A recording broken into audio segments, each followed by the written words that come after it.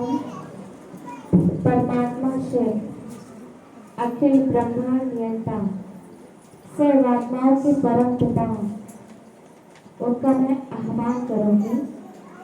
साथ ही साथ हमारे बीच में आदरणीय जूली बहन जी जो कि ग्वालियर से जगह जगह कार्यक्रम करते हुए आपके कार्यक्रम जगह जगह चलते ही रहते हैं, निरंतर सेवाधारी हैं, तो आपको भी मैं सबसे पहले धन्यवाद करूंगी जो आप ऐसा समय निकालकर हम सभी के बीच में पहुंचे हैं। साथ ही साथ मंच की शोभा बढ़ा रहे विशिष्ट अतिथिगण विभूतियाँ, उनको भी मैं अभिनंदन करती हूँ, स्वागत करती हूँ।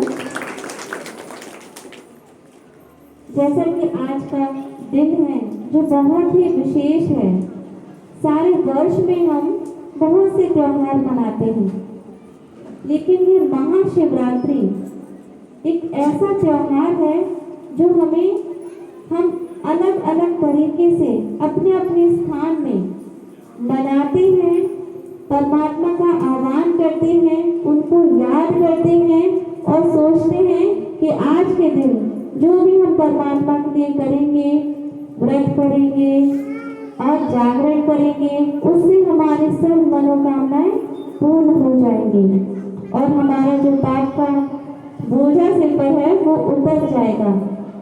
इस रीति से हम मनाते हैं। शिवरात्रि पर हम व्रत रखते हैं, उपवास करते हैं ना, फल चढ़ाते हैं, धतूरा चढ़ाते हैं, बेलपत्र चढ़ाते हैं। एक अलग ही तरीका है शिवरात्रि मनाने का। तो इसका आध्यात्मिक रहस्य क्या है? और हर वर्ष जो हम शिवरात्रि मनाते हैं, ये शिवरात्रि हमें किस बात का सूचक देती है? तो देखिए, जैसा कि हमने स्टार्टिंग में बताया कि शिवरात्रि पर हम जागरण करते हैं, तो सोचते हैं कि रात भर जब हम जागेंगे तो हमें परमात्मा के दर्शन होंगे, ईश्वर की प्राप्ति होगी।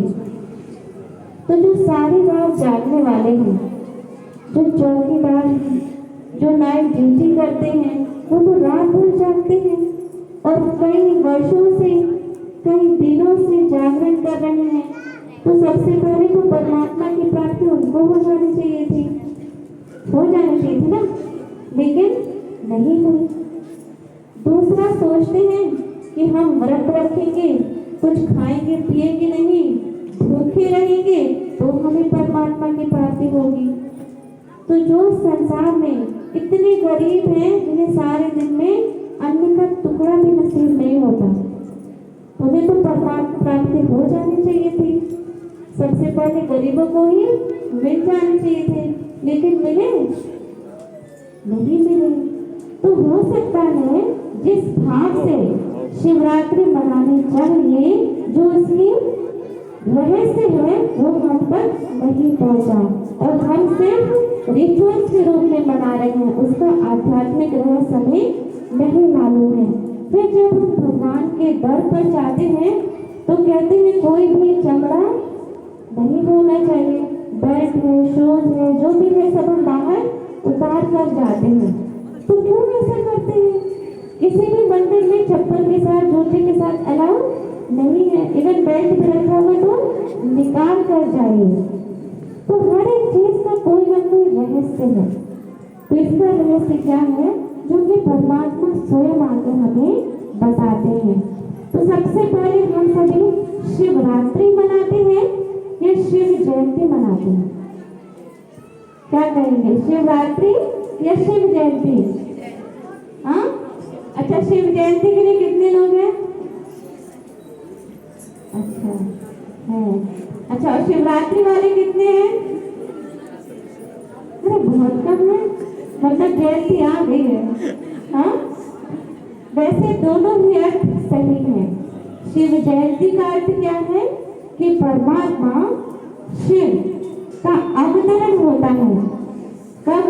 इस अंतिम बेला में, तो हम उनके जन्म के रूप में मनाते हैं परमात्मा अवतरण, तो वो हो गया शिव जयंती।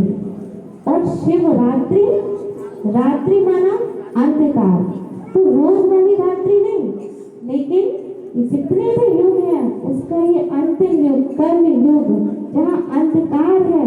हमारे अंदर क्या है अभी? अंधकार। तब कहते हैं अंधकार से प्रकाश ले जाए, तो कौन सा अंधकार है? आज किसी को जॉब करना हो तो मुझे क्या पढ़ना चाहिए, दूसरों से पूछते हैं, है ना, मुझे क्या बनाना चाहिए, आज क्या करना चाहिए, सब पूछते ही रहते हैं। इतना अंधकार है कि हमें स्पष्ट कुछ दिखता ही नहीं। तो ऐसे अंधकार के समय परमात्मा आकर हमें प्रकाश की ओर ले जाते हैं और इस रात्रि में आते हैं, इसलिए हम सभी शिवरात्रि मनाते हैं। तो शिवरात्रि में सबसे पहले हमें जरूरत है जानने की कि हम कौन हैं और वो परमात्मा कौन है। इसलिए कहते हैं कि चमड़ा बाहर निकाल के जाओ। चमड़ा माना ये चमड़ी, ये शरीर, शरीर की जगह क्या समझना है खुद को? आत्मा। तो संसार में कहते हैं हिंदू मुस्लिम सिख ईसाई आपस में सब भाई भाई। तो हम आत्मिक नाते से सभी कौन है? भाई भाई हैं। हम बचपन से परमात्मा को याद करते आए। किस रूप से? गीत गाते हैं ना, तुम्ही हो माता पिता, तुम्ही हो बंधु सखा, तुम्ही हो साथी, तुम्ही सहारे, कोई ना अपना सिवा तुम्हारे, दया की दृष्टि सदा ही रखना, तुम्ही हो बंधु सखा, तुम्ही हो। तो वो परमात्मा से हमारे सर्व संबंध हैं, लेकिन उसकी अनुभूति हम कैसे करेंगे? जब तक हम उनके बारे में जानेंगे नहीं, तब तक हमारा व्रत पूरा होगा नहीं। तो सबसे पहले परमात्मा कौन है? जब नाम ही आता है तो बोलते हैं परम आत्मा। परम माना जो सर्वश्रेष्ठ है, इसलिए वो रहते भी कहाँ है? सबसे ऊपर परम धाम। तो हम सबको ये स्मृति तो है कि भगवान कहीं दूर है, ऊपर में है, लेकिन कहाँ है ये नहीं पता। इसलिए जब भी भगवान को याद करते हैं तो बुद्धि ऊपर चली जाती है। हे भगवान, आंखें भी ऊपर चली जाती है, पर कितने ऊपर, है ना? तो वो कौन से स्थान है? परम धाम। इसलिए वो सबसे परम है। संसार में आत्माएं बहुत हैं, धर्मात्माएं बहुत हैं और महान आत्माएं बहुत हैं, लेकिन परमात्मा सिर्फ एक है। इसलिए हम बोलते हैं शिव परमात्माएं नमः। तो जब हमें ये क्लियर होता है कि परमात्मा एक है, वो निराकार है, जब हम सभी आत्माएं हैं तो आत्मा का पिता ना, मनुष्य का पिता मनुष्य जैसा, पक्षी का पिता पक्षी जैसा, जानवर का पिता तो आत्मा का पिता आत्मा जैसा, वो निराकार है, पॉइंट ऑफ लाइट है। अब जब हम परमात्मा को याद करते हैं, शिवरात्रि मनाते हैं, तो कई कहते हैं कि शिव और शंकर एक ही अलग अलग है। हाँ, अलग है ना, एक है। तो हम शिवरात्रि मनाते हैं, कभी शंकर रात्रि नहीं मनाते हैं, हमेशा शिवरात्रि मनाते हैं। और बोलते हैं शिवालय, रहने का स्थान भी क्या है? शिवालय। तो शंकरालय भी बोलना चाहिए ना, जब दोनों ही एक हैं तो शिवालय की जगह शंकरालय, लेकिन बोलते क्या है? शिवालय। तो शिव और शंकर दोनों अलग हैं। तो शिव कौन है? जब परमात्मा शिव को हम देखते हैं तो परमात्मा शिव में हमेशा 3 लकीरें बनाते हैं, त्रिपुंड होता है। 3 लकीरें किसका सूचक है? कि परमात्मा शिव ने इस सृष्टि को चलाने के लिए 3 देवताओं की रचना की, ब्रह्मा, विष्णु और महेश। इसलिए हम उन्हें बोलते हैं god, G god, G for generator, O for operator and D for destructor.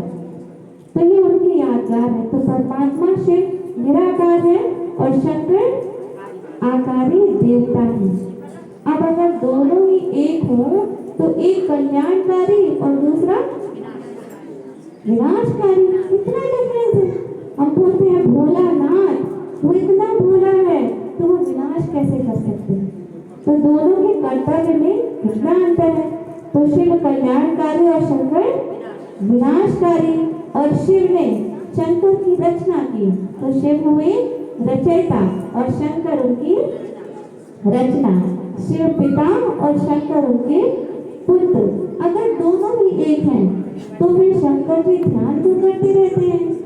जब देखो ध्यान की मुद्रा में ही रहते हैं, तो जो सर्वश्रेष्ठ है, जो सर्व का कल्याण करने वाला है, वो किसी और को क्यों याद करेंगे? तो शंकर को हमेशा ध्यान की मुद्रा में दिखाते हैं, तो किसका ध्यान कर रहे हैं?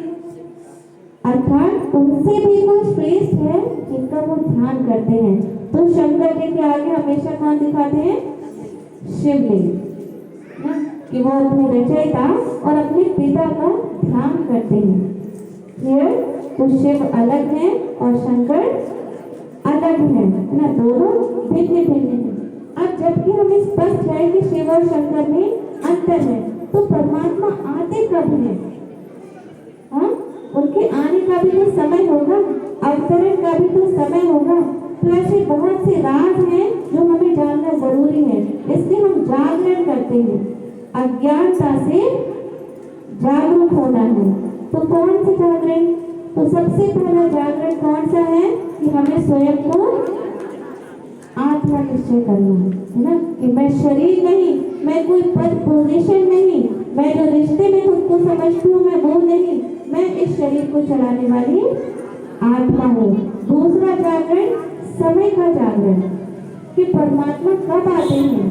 तो समय को अगर हम देखें तो 4 युग हैं, सतयुग, त्रेता युग, द्वापर युग और कलयुग। जिस तरह सुबह, दोपहर, शाम, रात, उसके बाद फिर से सुबह होती है, इसी प्रकार कलयुग के बाद क्या आने वाला है? सतयुग। लेकिन परमात्मा के लिए कहा गया है जब जब धर्म की अति ग्लानि होती है तब तब परमात्मा इस धरा पर आते हैं। तो ये कलयुग अंत का समय चल रहा है। ये वही बेला है जब परमात्मा इस धरा पर आकर अपने बच्चों को तैयार करते हैं और वापस सतयुग में ले जाने के लिए दैवी गुणों की धारणा कराते हैं। नहीं तो परमात्मा के आने का उद्देश्य क्या है? जब कहते हैं कि परमात्मा सर्वव्यापी है, कण कण में भगवान है, तो फिर अवतरण की जरूरत क्या है? जब हर एक में भगवान है तो वो आकर करेंगे क्या? सब जगह है, जरूरत ही नहीं है आने की। लेकिन नहीं, परमात्मा सर्वव्यापी नहीं है।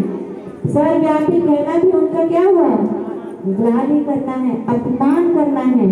तो परमात्मा इस अंतिम वेला में कलयुग के अंत और सतयुग के आदि के बीच में आते हैं संगम पर और हमें सत्य ज्ञान देते हैं। तो अब देख रहे हैं आप, जैसे मैं साड़ी पहनी हूँ गाइस, है ना, अब ये एकदम क्लीन है, पर इसमें कब दाग लग जाएगा पता चलता है? कपड़ों में दाग लगे, कैसे लगे पता नहीं, कैसे लगे पता ही नहीं चला, बोलते हैं ना। उसी प्रकार जब हम इस धरा पर आए थे परम धाम से, तो कैसे थे? बिल्कुल प्योर थे, पवित्र थे। लेकिन धीरे धीरे कब इस आत्मा में दाग लग गए, कब बुराइयां हमारे अंदर प्रवेश हो गई, हमें पता ही नहीं चला। और हमें क्या लगने लगा कि ये दाग तो परमानेंट है। जो परमात्मा का ये बुराइयां है, काम, क्रोध, लोभ, मोह, अहंकार, ये इसके ऊपर दाग है। अब जब मुझे पता है कि ये साड़ी वाइट है, इसमें दाग लगे हैं, तब तो मैं छुड़ाऊंगी।